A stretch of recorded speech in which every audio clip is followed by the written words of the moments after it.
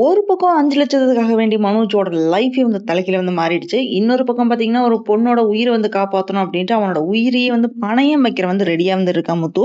ஆனா லாஸ்ட் மினிட்ல நடந்த சம்பவம் தான் கதையவே மாத்துது. ரோகிணி மனோஜ மீட் பண்ணி டைரக்ட்டா டைவர்ஸ் வேணும் அப்டின்னு சொல்றான். ஆனா ரோகிணி சைலண்டா ஷாக்கிங்கான ஒரு விஷயத்த சொல்றா. உன்ன ஜெயில்ல இருந்து வெளியில கொண்டுட்டு வரதுக்கு நான் செலவு செஞ்ச 5,00,000 நீ திருப்பி குடுத்தீனா உடனே டைவர்ஸ் குடுத்துறேன் அப்டின்னு சொல்றா. இத கேட்ட உடனே மனோஜுக்கு பார்த்தீங்கன்னா, அப்டியே ஷாக்கிங்கா இருக்கு.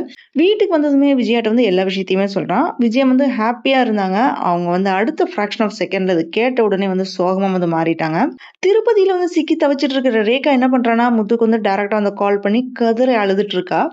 எப்படியாவது என்ன காப்பாத்துங்க அப்படின்னு சொல்றா. அழுதுட்டு இந்த மாரி சொன்னனால எந்த டேஞ்சரையுமே ஃபேஸ் பண்ண ரெடியா இருக்கான். உடனே ஒரு மாஸ்டர் பிளான் ஒண்ணு போடுறான். சோ என்னன்னு பார்த்தீங்கன்னா, மயக்கம் போட்டு விழுந்த மாதிரி நடி. ஹாஸ்பிட்டலுக்கு வந்த உடனே நான் உன்ன சேவ் பண்றேன் அப்படின்னு சொல்லிட்டு இருக்காங்க.